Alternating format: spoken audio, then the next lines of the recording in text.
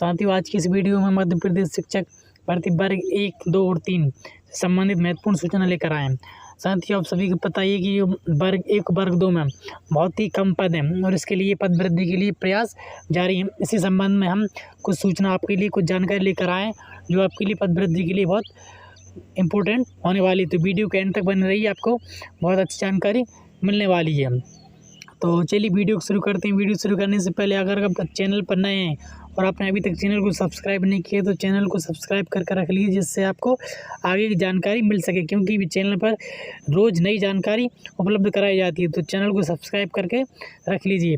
और आगे आप टेलीग्राम चैनल से नहीं जुड़े हैं तो आप टेलीग्राम चैनल से जरूर जुड़ जाइए, जिससे आप तक पूरी जानकारी, जो भी नोटिफिकेशन और जो भी जानकारी ज़रूरी मिल सके। तो टेलीग्राम लिंक हम डिस्क्रिप्शन में दे देंगे, वहाँ से आप ज्वाइन कर लीजिएगा। तो चलिए वीडियो में आगे बढ़ते हैं। वीडियो में बात करेंगे हम कि पद वृद्धि कब होगी, कैसे, कितनी, और शिक्षकों की जो कमी है एमपी में, कितने पद खाली हैं, कहाँ पर क्या है, और पूरे सिस्टम के बारे में, ऑफिशियल डाटा के बारे में बात करेंगे। तो चलिए वीडियो में आगे बढ़ते हैं। तो दोस्तों, जैसे कि आप यहाँ देखेंगे कि 114 बच्चों पर सिर्फ एक स्थायी शिक्षक, अतिथि के भरोसे पढ़ाई, मतलब 114 बच्चों पर एक स्थायी शिक्षक है। आप समझ सकते हैं कि क्या हालत होगी स्कूलों की जब 114 बच्चों पर एक स्थायी शिक्षक और बाकी अतिथि के हवाले ये पूरा स्कूल टिका हुआ है, मतलब अतिथियों के भरोसे पर स्कूल टिका हुआ है। शिक्षा विभाग के जिम्मेदार कर रहे हैं अनदेखी, रानीताल विद्यालय का मामला, अध्यापन कार्य प्रभावित, अभिभावक चिंतित। क्योंकि जब इतने बच्चों पर एक स्थायी शिक्षक होगा तो कहीं ना कहीं इसका अध्यापन कार्य प्रभावित होगा और अभिभावकों को इसमें चिंतित होने की बिल्कुल आप समझ सकते हैं कि कितना मामला है। आगे देखेंगे कि सीहोर विकासखंड के अंतर्गत स्कूल केंद्र गोसलपुर में संचालित शासकीय एकीकृत माध्यमिक शिक्षक की नैनीताल में एक शिक्षक के भरोसे ही चल रहा है। स्कूल में शिक्षकों के पद 5 पद स्वीकृत हैं, पर 2 स्थायी शिक्षक पदस्थ हैं, जिनमें से एक बीएड ट्रेनिंग पर है और 3 पद खाली हैं। आप समझ सकते हैं कि केवल 2 शिक्षक, 2 में से एक शिक्षक अभी रेगुलर है। स्कूल में 114 विद्यार्थियों की पढ़ाई का जिम्मा एक स्थायी शिक्षक और 4 अतिथि शिक्षकों पर है। ये स्कूल आदिवासी बहुल मड़ौद, रामनगर, नया गांव और रानी ताल ग्रामों के बीच संचालित है, जहां पर वंचित व शोषित वर्ग के अधिकांश बच्चे और बच्चियां शिक्षा ग्रहण करने आते हैं। तो आप यहाँ सबसे मेन पॉइंट ध्यान रखिए, जिम्मेदार अधिकारियों से ध्यान देने की मांग, इनका भी मतलब ध्यान देने की मांग की गई, पर अभी तक इसके बारे में जानकर देखते हैं कि अंदाज लगाया स्वयं जा सकता है कि शिक्षकों की कमी को लेकर छात्र छात्राओं के अभिभावक चिंतित व परेशान नजर आते हैं। ग्राम के जालम सिन्हों ने शिकायत की है। प्रशासनिक अधिकारी शिक्षा विभाग के जिम्मेदार अधिकारियों को ध्यान देने की इसे मांग की है। इसको ध्यान देना भी चाहिए। आगे देख सकते हैं यहाँ पे समय पर नहीं लगता स्कूल, क्योंकि जब शिक्षक ही नहीं है, रेगुलर स्थायी शिक्षक ही नहीं है, तो इसमें स्कूल समय पर कहाँ से लगेगा। गाँव वालों ने बताया कि शिक्षकों की कमी को लेकर उक्त विद्यालय का शैक्षणिक ग्राफ गिरता जा रहा है। आगामी दिनों में छात्र छात्राओं की वार्षिक परीक्षाएं होंगी। ऐसे में बच्चों का भविष्य क्या होगा, इसका अंदाजा आप लगा सकते हैं। कहीं गांव वालों का यह भी कहना है कि विद्यालय भी समय पर नहीं लगता है, पहले ही बंद हो जाता है, समय से लेट लगता है और समय से पहले बंद हो जाता है। कभी नहीं हुआ निरीक्षण, मतलब इसका स्कूल का कभी निरीक्षण भी नहीं हुआ। और इनका कहना है कि अभी तक शासन से शिक्षकों की भर्ती नहीं हो रही है। शिक्षकों के अभाव के चलते अतिथि शिक्षकों को नियुक्त कर अध्यापन कार्य संपादित किया जा रहा है और संस्था का औचित्य निरीक्षण किया जाएगा और दोषी को शिक्षा की कड़ी कार्रवाई की जाएगी। ये उपाध्याय अशोक उपाध्याय विकासखंड शिक्षा अधिकारी का ये बयान है।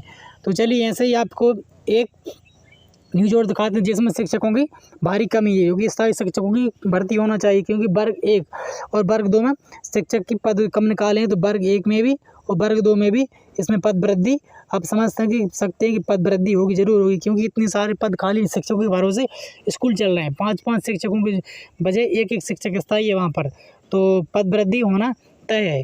चलिए आगे बढ़ते हैं, आपको कुछ इंपॉर्टेंट जानकारी दिखाते हैं।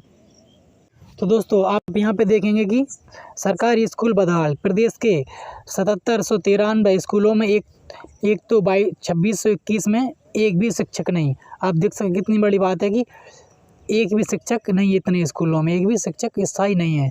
आखिर किसके भरोसे पढ़े नैनीताल, मतलब बच्चों का जो भी शिक्षा है वो भी केवल खतरे में पड़ती जा रही है। प्रदेश के 5 बड़े शहर इंदौर, भोपाल, जबलपुर, ग्वालियर और उज्जैन की तस्वीरें भी उजली नहीं हैं। 0-1-1 शिक्षक वाले सबसे ज़्यादा सरकारी स्कूल सिंगरौली जिले में, छतरपुर के भी हाल खराब है। सरकार का दावा है कि 50,000 शिक्षकों की भर्ती हो चुकी है। हकीकत है कि स्कूलों में पढ़ाई भगवान भरोसे। सिंगरौली जिले के 244 सरकारी स्कूलों में एक भी शिक्षक नहीं है। यहाँ पे आप पॉइंट करने वाली बात कि 244 सरकारी ऐसे स्कूल हैं जहाँ पर एक भी स्कूल यहाँ पे नहीं है। दोस्तों आप यहाँ देखेंगे कि भोपाल के प्रदेश के सरकारी स्कूलों में पढ़ाई की बड़ी चुनौती है। यहाँ 7793 स्कूल ऐसे जहाँ सिर्फ एक शिक्षक है। वहीं 2621 स्कूलों में एक भी शिक्षक नहीं है। 2621 स्कूलों में एक भी स्थायी शिक्षक नहीं है। वहीं सीएम राज्य school, model school, excellence school, education और फाराल जैसे उत्कृष्टता के प्रयोग भी कमतर साबित हो रहे हैं। ऐसे में सवाल उठता है कि सरकार आखिर बच्चे किसके भरोसे स्कूल जाएं? अगर ये स्कूल जाते भी हैं तो इन्हें कौन पढ़ाएगा? क्योंकि वहाँ पर शिक्षक ही मौजूद नहीं है। तो शिक्षक और जो आप शिक्षा की कंडीशन आप समझ सकते हैं। आगे आप यहाँ देखेंगे कि स्कूलों में पढ़ाई भगवान भरोसे। सिंगरौली की 244 सरकारी स्कूलों में एक भी शिक्षक नहीं है। यहाँ पे आप जिले वाइज पूरी जानकारी देख सकते हैं। भोपाल संभाग में एक शिक्षक वाले स्कूल 837 और 0 शिक्षक वाले जहाँ पर एक भी शिक्षक नहीं है 257 है भोपाल में ऐसे। और आप यहाँ देखें आगे कि ग्वालियर की बात करें तो 774 और एक भी शिक्षक नहीं है 421 स्कूलों में। चंबल में 472 और इसमें 137 इनमें 0 शिक्षक वाले हैं। इंदौर की बात करें तो इंदौर में एक शिक्षक वाले 421 और 0 शिक्षक वाले 135 स्कूल हैं। जबलपुर में 710 और यहाँ पे 140, रीवा में 1597 और यहाँ पे 522। आप देख सकते हैं कि कितने ज़्यादा स्कूलों में एक भी शिक्षक स्थायी नहीं है। सागर में सबसे ज़्यादा यहाँ पे 1431, सबसे ज़्यादा यहाँ पे स्कूल देख सकते हैं 537 स्कूल ऐसे जहाँ पर एक भी स्कूल में एक भी स्थायी शिक्षक नहीं है। सागर में सबसे ज़्यादा एब्सेंट वाली शिक्षक वाली स्कूल हैं। उज्जैन की बात करें तो 1091 और एब्सेंट वाले 336, नर्मदापुरम की 310 और एक शिक्षक वालों की बात करें तो 6 यहाँ पे स्कूल हैं। शहडोल की बात करें तो 150, यहाँ पर 32 स्कूलों में एक भी शिक्षक नहीं है। तो आप ये समझ सकते हैं कि इतने कम शिक्षक हैं फिर भी सरकार भर्ती करने में कंजूसी कर रही है। तो आप समझ सकते हैं कि भर्ती इसमें होगी और पद वृद्धि के साथ होगी। जो वर्ग 1 और वर्ग 2 वाले हैं उनकी पद वृद्धि जरूर होने वाली है। आप अपने प्रयास पर बने रहिए। आपकी जो पद वृद्धि है जल्दी होगी। अपने प्रयास से जारी बना रखिए। अगर आपने प्रयास छोड़ दिया तो इसमें पद वृद्धि होने वाली नहीं है। तो वर्ग 1 और 2 वाले आपको मैं पहले पिछली वीडियो में बता चुका हूँ कि और अभी बता रहा हूँ कि अगर आप सभी लोग योग्य हैं, ऐसा नहीं कि आप योग्य नहीं हैं, आप योग्य हैं लेकिन पदों की कम संख्या के कारण आपका सिलेक्शन नहीं हो पा रहा है। इसलिए भाइयों जाग जाओ और पद वृद्धि के लिए जी जान लगा दो। यह मौका आपको दोबारा मिलने वाला नहीं है। कम से कम आपको 35,000 पदों की मांग करना है, जिससे हमारे सभी योग्य भाई बहनों का भला हो सके, जिसके भाई हकदार हैं। और भोपाल में जो 25 सितंबर को जो ज्ञापन आंदोलन रखा गया हो उसमें उसको अपन सफल आंदोलन बनाना है।